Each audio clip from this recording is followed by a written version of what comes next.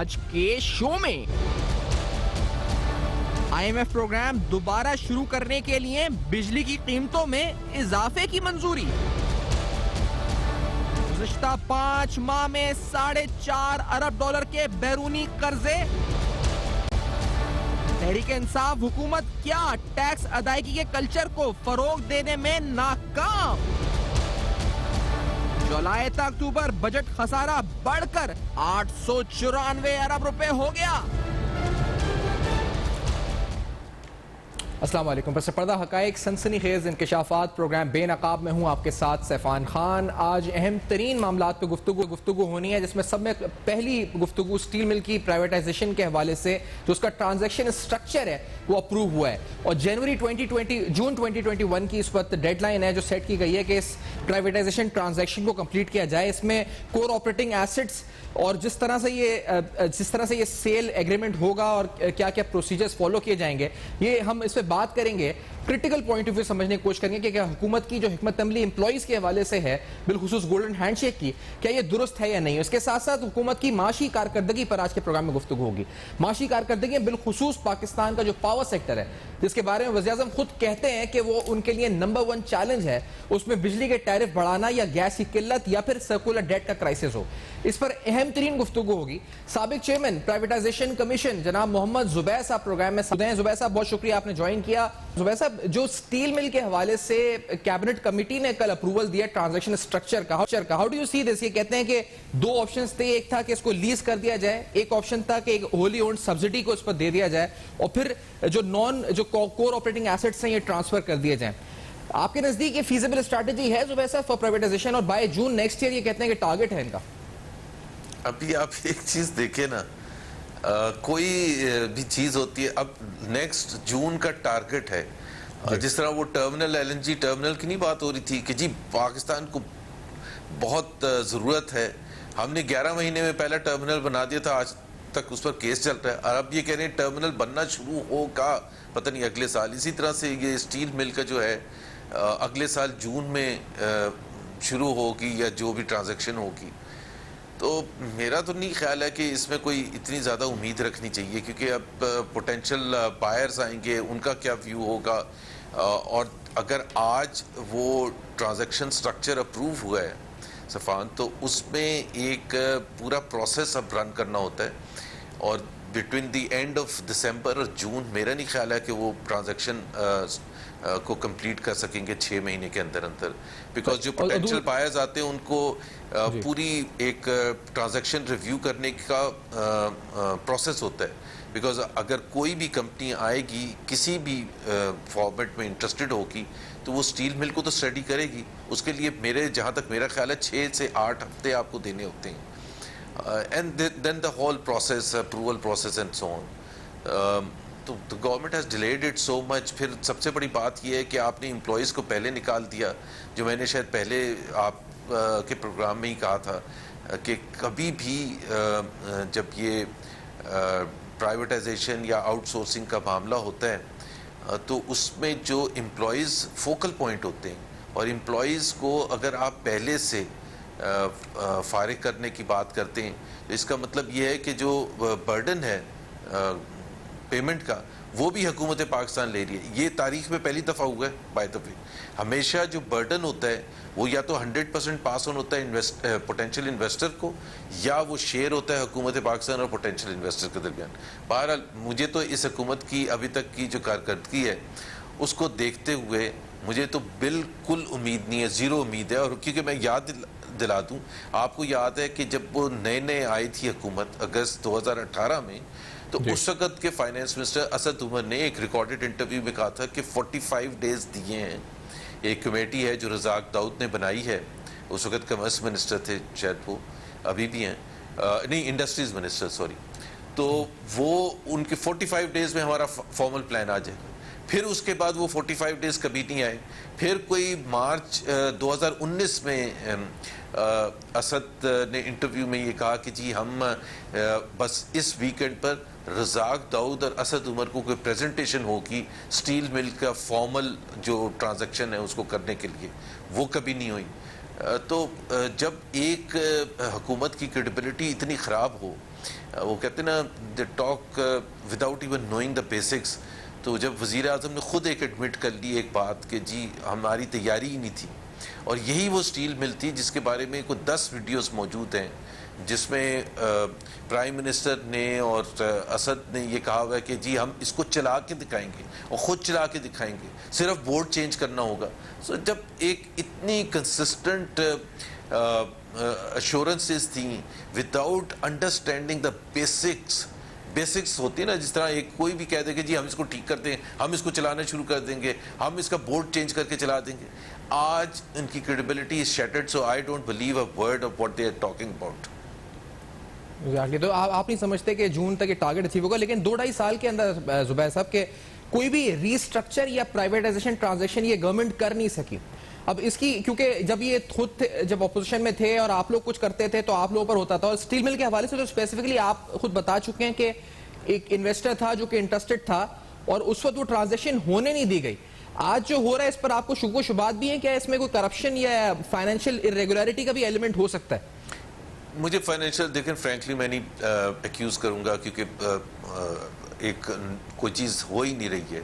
देखिए बात यह है कि जो समझने की बात है और सब कुछ समझने की बात है कि एक ये जब हुकूमत आई थी उससे पहले एक प्लान था जो मैनिफेस्टो में भी दिया गया है, स्टेट ओन्ड एंटरप्राइजेस के साथ क्या करेंगे, और वो कॉन्सेप्ट था सरमाया पाकिस्तान का कि एक कंपनी सेटअप की जाएगी सरमाया पाकिस्तान, और उसमें तमाम जो स्टेट ओन्ड एंटिटीज़ हैं मुख्तलिफ मिनिस्ट्रीज से निकाल के वो सरमाया पाकिस्तान के अंडर डाल दी जाएंगी, और वो सरमाया पाकिस्तान उनकी रीस्ट्रक्चरिंग करेगा on the model of Malaysian model या सिंगापुर मॉडल, उन्होंने दोनों ने किया था। That was a non starter in any case, लेकिन ये कहते थे नहीं हम ये इस तरह से कर देंगे, क्योंकि सबसे बड़ा मसला ये था, ये मलेशिया की एग्जांपल देते थे या सिंगापुर की एग्जांपल देते थे। रीस्ट्रक्चरिंग में सबसे ज़्यादा इंपॉर्टेंट चीज़ होती है that you have to inject billions of dollars.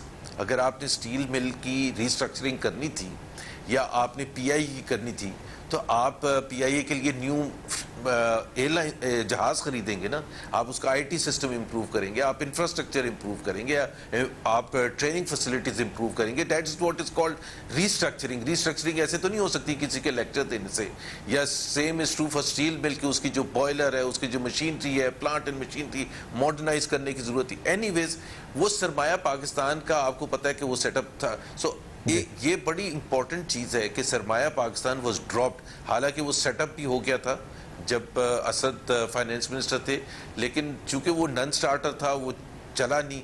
फिर उसके बाद हफीज शेख आ गए। Hafeez Shaikh is anti Sarmaya Pakistan, he is anti restructuring. वो कहते हैं कि जी प्राइवेटाइजेशन होनी चाहिए। वो प्राइवेटाइजेशन मिनिस्टर रह चुके हैं मुशर्रफ के दौर में। तो एक मेजर चेंज पॉलिसी शिफ्ट था जो लोगों ने महसूस ही नहीं किया, as if there is just a change of person between Asad and Hafeez Sheikh. It was a change, dramatic change in the policy, जिसके लिए वो पूरी जो तहरीके पाकिस्तान स्टैंड करती थी, वो कहती थी कि हम खुद स्टेट एंटरप्राइजेस को ठीक करेंगे, रीस्ट्रक्चर करेंगे, और फिर उसके बाद 2-3 साल के बाद देखेंगे कि फिर क्या करना है। हालांकि उस वक्त भी हम ये कहते थे कि जब वो ठीक हो जाएगा तो फिर आप बेचने जाएंगे तो लोग क्वेश्चन करेंगे कि भाई आप क्यों बेच रहे हैं जब आपने ठीक कर दिया। So it was never on the cards. Sarmaya Pakistan के बारे में हुकूमत पाकिस्तान के आप किसी नुमाइंदे से पूछ लें, वो आपके टीवी पर आके जवाब देने के लिए भी तैयार नहीं होगा कि what ever happen to Sarmaya Pakistan. So अगर आप इतनी यहाँ से एक एक्सट्रीम से दूसरी एक्सट्रीम पर जा रहे होंगे तो क्या क्रेडिबिलिटी रह जाएगी, क्या हो रहा है स्टेट एंटरप्राइजेस को। और इसी तरह से मैं कंप्लीट कर दूं अपना ये पॉइंट कि that is why the bleeding of the state enterprises has massively increased. जब हम छोड़ के गए थे तो 1.4 ट्रिलियन रुपीस थे टोटल डेट एंड लाइबिलिटीज, आज वो तकरीबन 2.3 ट्रिलियन पहुंच गई है, and it is rising faster than at any given point in time, and there is no one who is in control of state enterprises. वो जो cabinet committee on restructuring है, आपको पता है उसके साथ क्या हुआ, हफीज शेख उसको हेड करते थे, और जो फैसला अभी हुआ है इस्लामाबाद हाई कोर्ट का, अब वो सारी की सारी चीज़ें वापस स्टेज 1 पर चली गई हैं, and that is the frustration जो इमरान खान उस दिन कह भी रहे थे कि हमारी तैयारी मुकम्मल नहीं थी। मैं ठीक है, ये तो यहाँ पर हमाद अजहर साहब जब स्टील मिल की प्रेस कॉन्फ्रेंस कर रहे थे तो वो सारा इल्ज़ाम 2015 में नून लीग के दौर में बंद होना स्टील मिल पर इस पर देते रहे, और जो उन्होंने बताया कि जो फिगर्स हैं लॉसेस की 190 बिलियन या 302 अरब रुपए के जो लाइबिलिटीज हो गई हैं वो सारा पीपल्स पार्टी और नून लीग पर ही डालते रहे जुबैर साहब के ये उनके दौर की पॉलिसीज हैं जो स्टील मिल आज इस हाल में पहुंची, हम तो इसको सही करने जा रहे हैं और एम्प्लॉइज को जो गोल्डन हैंडशेक है उसको भी जस्टिफाई करते हुए नजर आए। लेकिन आप ये कह रहे थे कि आपकी ट्रांजेक्शन जो आप कर रहे थे उसमें एम्प्लॉइज सिक्योर थे और एम्प्लॉइज को कुछ नहीं होता। जी देखें फन, दो चीजें, एक तो चले लेट्स टेक देयर वर्ड कि हमारे जमाने में खराब हो गई थी, आपने तो हाथ उठा के कहा था ना आप ठीक करेंगे, तो अभी तो आपने जवाब देना ना कि आपने क्या किया। आपने तो यही कहा था ना कि हमने फेल कर दिया, हमारी वजह से बंद हो गई और हम आके उसको ठीक करेंगे। तो 2.5 साल के बाद उससे वर्स्ट सिचुएशन है, losses have increased, liabilities have piled up, ये इसमें कोई शक व शुबा नहीं है। तो अभी तक 2.5 साल में आपने एक स्टेप भी नहीं लिया। नाज़रीन एक छोटे से ब्रेक की तरफ चलते हैं, इस ब्रेक के बाद जुबैर साहब से बात होगी स्पेसिफिकली आईएमएफ के ऊपर, आईएमएफ की नागुज़ीर शर्त बिजली के टैरिफ में इजाफा करना, पावर सेक्टर पे बात होगी और साथ साथ पाकिस्तान के इस साल के टैक्स रिटर्न्स कितने हुए ये भी आपको बताएंगे। इस छोटे से ब्रेक के बाद बेनकाब में हमारे साथ रहेगा।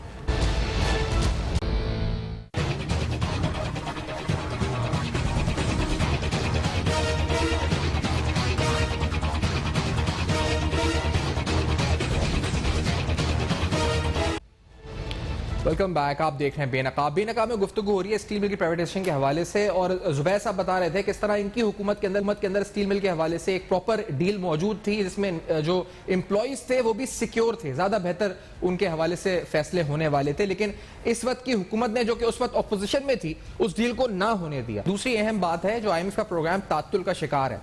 अब इस हवाले से वो कहते हैं कि जो IMF ने 2-3 अहम शर्तें थी उसमें एक तो बितों में इजाफा था, दूसरा ये जरूरी था कि इस पर जो टैक्सेस के हवाले से जो हैं वो कुछ मामलात हैं, मिनी बजट वो होना चाहिए।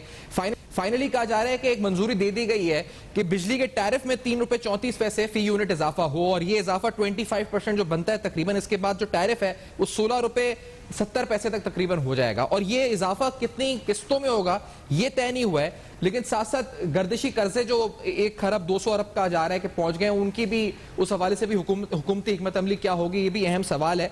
लेकिन अगर ये इंक्रीज होता है जुबैर साहब, इसका पॉलिटिकल फॉल आउट तो अपनी जगह, लेकिन इसका जो इन्फ्लेशनरी इंपैक्ट है वो आप कैसा देखते हैं और क्या हम इसको नेगोशिएट कर सकते हैं IMF से या ये हमारी नेगोशिएशन टीम का फेलियर है? देखिए IMF के साथ सफान हर चीज़ नेगोशिएट हो सकती है, वो सिवाय इसके कि वो गोरे होते हैं, उसके अलावा उनमें भी कॉमन सेंस होती है और इंटेलिजेंस होती है। जो पिछला IMF का प्रोग्राम था 2013 से 2016 तक जो था उसमें 12 रिव्यूज़ थे and I was part and parcel of every review including the original discussions. जब एग्री हुआ था मई में इलेक्शन जीतने के बाद, जून में हुकूमत आने से पहले ही IMF के साथ बातचीत ओपन हो गई थी और within the first month agree हो गया था सारे टर्म्स एंड कंडीशंस। देखिए बड़ा सिंपल सा है, हर रिव्यू में हम जाते थे, उनके कंसर्न्स होते थे, वो कहते थे माइलस्टोन्स आप एग्री करते हैं, माइलस्टोन्स के अगेंस्ट वो कहते हैं कि जी आपने ये अचीव करना था, आपने टैक्सेशन रिफॉर्म्स में ये करना था, पावर सेक्टर रिफॉर्म्स में ये करना था, सेंट्रल बैंक रिफॉर्म्स, प्राइवेटाइजेशन, हर चीज़ का वो आपसे रिव्यू करते। आप कुछ चीज़ों में यू फुलफिल देयर रिक्वायरमेंट्स और कुछ चीज़ों में आपने नहीं की होती, लेकिन जिन चीज़ों में आप नहीं कर सकते और चैलेंजिंग होती है और पॉलिटिकली चैलेंजिंग होती है तो वो तो आपका बैठ के समझाना और लॉजिक से कन्विंस करने का मकसद है ना, कि बात ये है कि this is a political government, this is not a military government that it can ignore और be indifferent to the reaction of the main stake holders, जो ऑपोजिशन पॉलिटिकल पार्टीज हैं, आम आवाम पर जो इन्फ्लेशनरी बर्डन आएगा and so on and so forth. तो ये समझाने की बात होती है कि शॉर्ट टर्म में हम ये नहीं कर सकते, हम इसको लेके जाएंगे। इन्होंने जो सबसे बड़ी गलती की थी, जो आते ही सबसे बड़ी गलती की थी कि IMF प्रोग्राम में जाने के लिए दे न्यू कि हमें ये चीज़ें फुलफिल करनी होंगी और उसमें 4 मेजर कॉस्ट एलिमेंट्स थे जो इन्होंने पहले साल जिससे इकोनॉमी को बिल्कुल डुबो दिया था। एक तो डेप्रिसिएशन किया, रुपी डेप्रिसिएशन 35% कर दिया पहले साल में। दूसरा, इन्होंने इंटरेस्ट रेट्स को डबल से ज़्यादा कर दिए, जो स्टेट बैंक पॉलिसी रेट है 6.25 से 13.25 इन the first 10 months coming into power. तीसरा, इन्होंने ये बिजली और गैस की कीमतों में अनप्रेसिडेंटेड इजाफा कर दिया। और चौथा, इन्होंने टैक्सेस जो थे वो जब बजट प्रेजेंट किया 2019 जून में, तो 250 billion maximum additional tax burden डाला गया था किसी भी एक साल। इन्होंने 750 बिलियन, वो आपको याद है ना, 5.596 ट्रिलियन का जो टैक्स का वो दिया था, आउटलुक दिया था। तो 4 एलिमेंट्स आप किसी भी बिजनेस में डाल देंगे ये, तो बिजनेसेस तो बंद हो जाएंगी। उसका मॉडल इसको बर्दाश्त ही नहीं कर सकता कोई बिजनेस मॉडल। और अगर बिजनेसेस ठप हो जाएंगी तो इकोनॉमी ठप हो जाएगी। That's exactly what happened. But इनकी भूल ये थी कि ये जब हम जाएंगे IMF के पास, ये बातचीत करते जा रहे थे, but they were not sure whether they will finally have to go to IMF or not. लेकिन इन्होंने कहा कि IMF के पास जब हम फाइनली जाएंगे तो हम ये कहेंगे, देखें जी हमने ये स्टेप्स ले लिए जो अनप्रेसिडेंटेड है।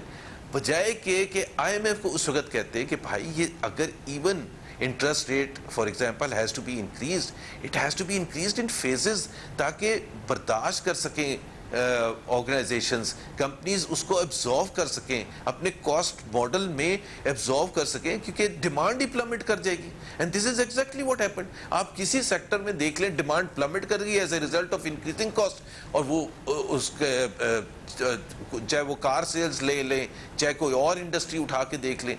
तो अब भी मैं तो समझता हूँ कि IMF को आपको समझाने की जरूरत है कि आप कितना पॉलिटिकली और रैशनल है बढ़ाना, and over a period of time आपको करने की जरूरत होगी। एक झटके में आप करेंगे तो उसका इन्फ्लेशनरी फॉल आउट भी होगा। फिर जब इन्फ्लेशनरी फॉल आउट होगा तो फिर आप गलत स्टेप्स उठाने शुरू कर देंगे उसको करेक्ट करने के लिए। फिर आप कहेंगे जी माफियाज ने आके वो इन्फ्लेशन बढ़ा दिया, फलाना फलाना। I don't think they have to negotiate very well with the IMF, and Nafees Sheikh is the best person to do that. ये होना चाहिए था। लेकिन ये दूसरी बात थी जुबैर साहब कि हमने ये सुना था, इमरान खान साहब बार बार कहते थे कि वो टैक्स कल्चर जो अदायगी का है इसको इंप्रूव करेंगे और आने के बाद लोगों में एतमाद होगा, वो समझेंगे उनका पैसा चोरों के पास नहीं जाता तो वो टैक्स ज्यादा देंगे। लेकिन इस साल जो हमने देखा सरप्राइजिंगली जो टैक्स रिटर्न्स हैं उनकी तादाद जो 1.67 मिलियन हो गई, वो पिछले साल 2.96 मिलियन थी। मतलब अच्छा खासी कमी आई है। टैक्स अदायगी कल्चर भी गिर गया इस पर नीचे। इसकी आप क्या इंटरप्रेट करते हैं? अगेन द प्रॉब्लम सफान ये था कि तैयारी कोई नहीं थी। सिर्फ ये कह देना जलसों में खड़े होके, जो आपको याद है कि मैं 4000 से 8000 बिलियन करके दिखाऊंगा टैक्स कलेक्शन, उसके पीछे क्या था? There was nothing. सिर्फ ये था कि एक भूल थी, एक सिंप्लिसिटी थी, एक सोच थी कि आज के हुक्मरान सारे चोर हैं और लोग उन पर भरोसा नहीं करते। जब इमरान खान आएगा तो लोग लाइनें लगा के खड़े हो जाए। ऐसा थोड़ा होता है। You have to have a tax machinery that is effective. हम तो सिर्फ ये कहते हैं कि जो 5 साल में हमने डबल कर दिया था और जिस रेट से हम 4 साल 20% ग्रोथ थी, 1 साल 13% थी सिर्फ सबसे कम, और in spite of low inflation, in spite of almost no depreciation, ये दीज 2 फैक्टर्स ऑटोमेटिकली आपके टैक्स रेवेन्यू को बढ़ाते हैं। बट सबसे ज्यादा जो टैक्स रेवेन्यू को बढ़ाते हैं वो इकोनॉमी होती है। इकोनॉमी ग्रो नहीं करेगी तो सब कुछ बैठ जाएगा। This is what the finance gurus of this government including Imran Khan never understood, and that is why हम उधर ही खड़े हैं। और अब उसको ठीक करने के बजाय कि उस टैक्स मशीनरी को ठीक करें, टैक्स कलेक्शन को बढ़ाने के लिए, टैक्स रिटर्न्स को बढ़ाने के लिए कोई काम करें, अब NFC पर अटैक करना शुरू करें कि जी NFC में तो इतना पैसा तो वहां चला जाता है जो टोटल टैक्स कलेक्शन होता है सूबों को। और भाई वो तो मसला बढ़ता चला जाएगा। अगर आप टैक्स कलेक्शन नहीं बढ़ाएंगे तो ये मसला तो बढ़ता चला जाएगा। अब कहां से शुरू हुए थे और 2.5 साल के बाद हम उधर ही खड़े। अगर आप सफान, एक मैंने एक्सरसाइज की थी कि अगर आप इन्होंने पहले हुकूमत में आने के बाद, हुकूमत से पहले नहीं, जो अपना टैक्स आउटलुक दिया था, पहले साल 4400 दिया था, दूसरे साल 5500 दिया था बिलियन, और अब दिया है तकरीबन 4.96 ट्रिलियन। ठीक, अगर ये उतने कलेक्ट करते तो आपको पता है तकरीबन 2500 बिलियन एक्स्ट्रा आता है, जो इनका अपना आउटलुक था, हमारा नहीं। हुकूमत में आने के बाद तो 2500, वो तकरीबन $16 बिलियन बनते। अब आप खुद सोचें कि आप शॉर्टफॉल को जरा अंदाजा लगाएं। और एक और पॉइंट मैं आपको बता दूं कि फिस्कल प्रॉब्लम कितना शदीद हो चुका है। जो फर्स्ट क्वार्टर इस फिस्कल ईयर का खत्म हुआ है, एग्जैक्टली उसका जो टैक्स कलेक्शन थी उसका 97% went into defense and debt servicing। which means almost the entire tax collection of Pakistan has went into debt servicing and defense. सूबों को देने के लिए भी आपको बोरो करना पड़ रहा है, बाकी हुकूमत रन करने के लिए भी बोरो करना पड़ रहा है। 894 बिलियन रुपीस हो चुका है, आप तकरीबन 126 अरब रुपए जायद है यानी जो पिछले साल के मुकाबले में, और कर्ज की अदायगियों के सिलसिले में तकरीबन 29 अरब रुपए खर्च हुए हैं। तो ये अलार्मिंग है जुबैर साहब काफी हद तक। अच्छा, एक और चीज भी मैं बता दूं सफान कि एक तो ये जो मैंने कहा ना 97%, ये जिस स्पीड से बढ़ रहा है कि जी आपका ये क्वार्टर खत्म होगा तो 100% से ज्यादा total tax collection will go into defence and debt servicing. दूसरी बात ये कि आपने जो सबसे ज्यादा इंपॉर्टेंट होता है, एक तो एब्सोल्यूट अमाउंट होती है, दूसरा होता है tax to GDP. Tax to GDP 12.5% से लेस देन 10% पर आ गई। हमें क्या मजाक है कि आप हर फेलियर को तो नहीं जस्टिफाई कर सकते ना कि ये इस वजह से खराब है, ये इस वजह से खराब है, ये इस वजह से खराब है। द टाइम लॉस्ट, उसकी प्राइस तो पाकिस्तान के अवाम दे रहे हैं ना, चाहे वो महंगाई की सूरत में, चाहे वो बेरोजगारी की सूरत में, चाहे वो गुर्बत की सूरत में, वो तो प्राइस पाकिस्तानी अवाम दे रहे हैं ना। और 2.5 साल के बाद किसी प्राइम मिनिस्टर का खड़े होकर ये कहना कि हम तैयारी हमारी मुकम्मल नहीं थी, और वो एडवाइस दे रहे हैं दूसरी पॉलिटिकल पार्टीज को कि हुकूमत में सिर्फ उस वक्त आना चाहिए जब तैयारी मुकम्मल हो। That goes without saying. चाहे आप 8वीं क्लास का पर्चा देने जा रहे हो, उसके लिए भी तैयारी करनी पड़ती है। हुकूमत टेस्ट मैच खेलने के लिए भी तैयारी करनी पड़ती है। हुकूमत चलाने के लिए तो बहुत ज्यादा तैयारी करनी पड़ी है। एक छोटे से ब्रेक की तरफ नाज़रीन बढ़ेंगे। इस ब्रेक के बाद आएंगे तो आपको बताएंगे कि पाकिस्तान के बैरूनी कर्जों में जो इजाफा हुआ है, पिछले 5 माह के फिगर्स इंतहाई अलार्मिंग है। उसके साथ साथ जनवरी के अंदर गैस क्राइसिस, शदीद किल्लत का सामना पाकिस्तान करने वाला है। ऐसा क्यों है ये जानेंगे इस ब्रेक के बाद, हमारे साथ रहेगा।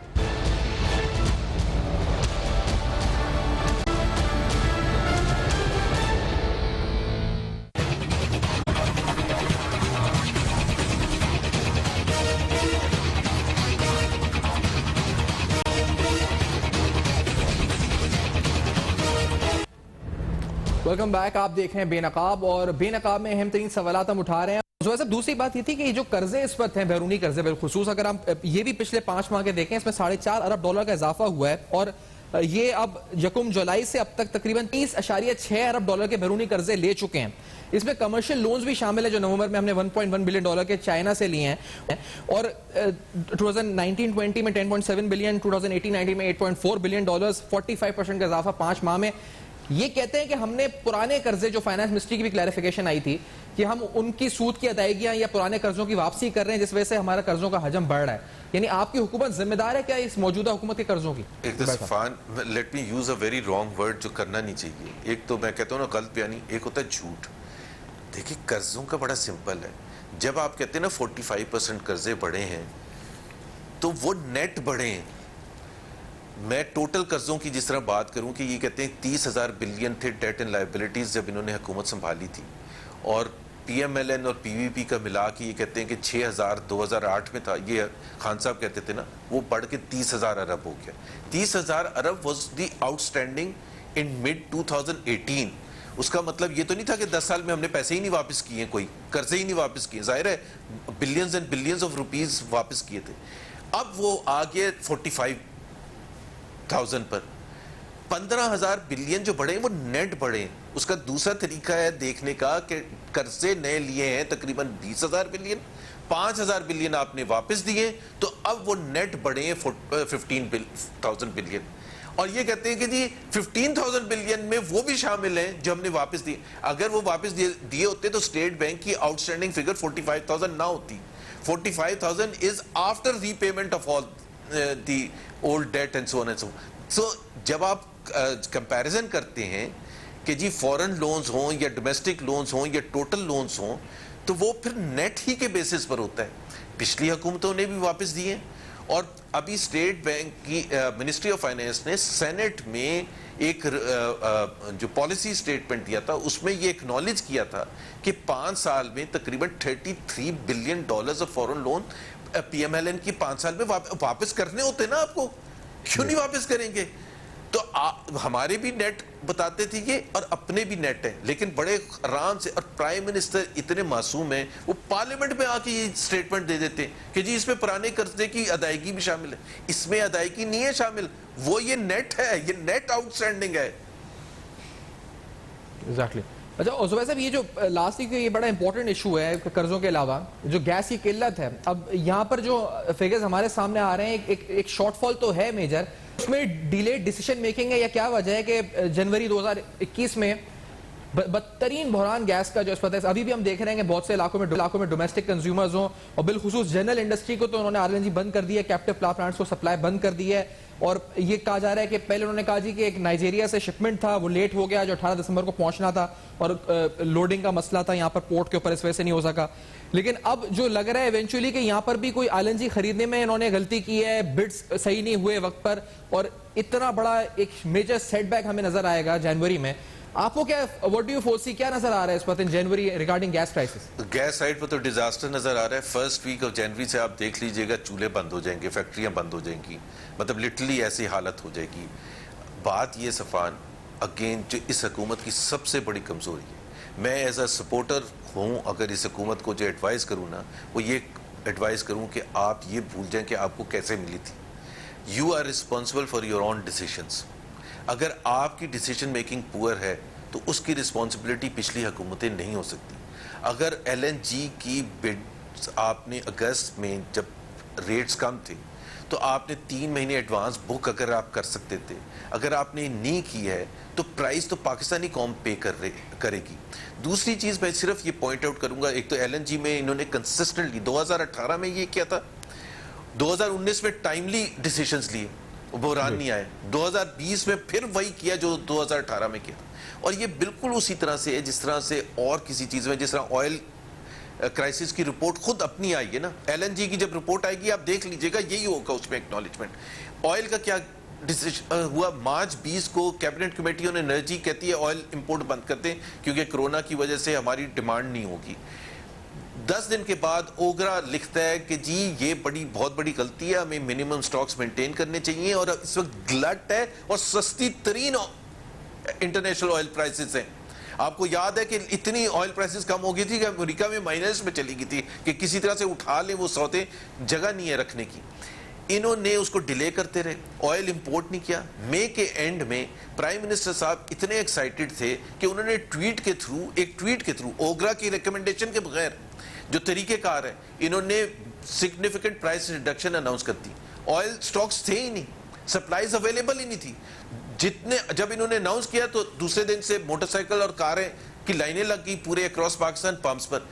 जिसके ज्यादातर के पास पेट्रोल ही नहीं था, और जिसके पास था उसने 81 रुपए की जगह 150 रुपए मोटरसाइकिल वालों से चार्ज करना शुरू कर दिया। उस वक्त इन्होंने ऑयल मार्केटिंग कंपनीज को फोर्स किया कि आप इंपोर्ट करें। ऑयल मार्केटिंग कंपनी ने कहा भाई आपने प्राइस अनाउंस किया मार्च के बेसिस पर, अब प्राइसेस बढ़ गई हैं तो हम उस प्राइसेस में तो बेच ही नहीं सकते, हम कैसे इंपोर्ट करके बेच दें। सो इट्स, और ये सारी रिपोर्ट में चीजें हैं।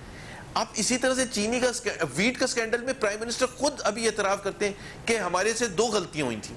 एक, हमारी मिनिस्ट्री की असेसमेंट सही नहीं थी डिमांड सप्लाई की, वो किसका कसूर है? वो आपका कसूर है, आपकी मिनिस्ट्री का कसूर है। दूसरा कहते हैं कि हमने वीट इंपोर्ट टाइम पर नहीं की, वो किसका कसूर है? आपका कसूर है। How much money the people of Pakistan paid as a result of those poor decisions? 200 billion rupees. Who is responsible?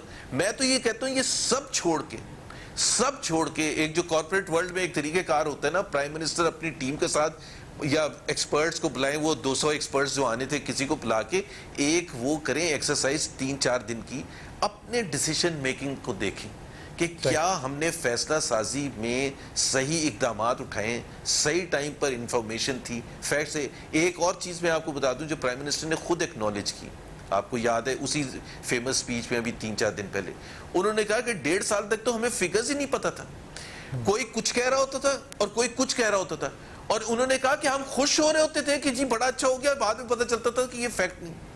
अभी ये कितनी कमजोरी है।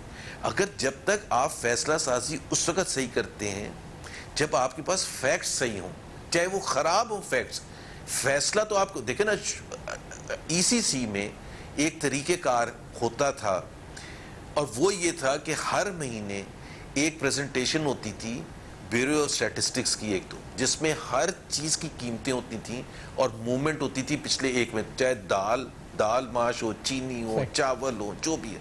और दूसरी एक प्रेजेंटेशन होती थी स्टॉक्स की, कि इस वक्त पाकिस्तान में प्राइवेट सेक्टर में हुकूमत के पास मिला के कितने स्टॉक्स हैं, चाहे वो चीनी के हों, चाहे वो वीट के हों, चाहे वो किसी और चीज़ के हों। अगले 3 महीने में डिमांड सप्लाई की क्या सिचुएशन है, एंड आफ्टर 3 मंथ्स क्या सिचुएशन होगी। Do we need to take a decision now to import, और do we need to take a decision to export, कि अगर ओवर सप्लाई होगी तो एक्सपोर्ट करने का फैसला करने। सही है, ये बड़ी अहम बात है जुबैर साहब। एक छोटे से ब्रेक की तरफ नाज़रीन पड़ेंगे। इस ब्रेक के बाद जुबैर साहब का शुक्रिया अदा करते हुए प्रोग्राम को करेंगे कंक्लूड एक इंपॉर्टेंट मैसेज के साथ। हमारे साथ रहिए।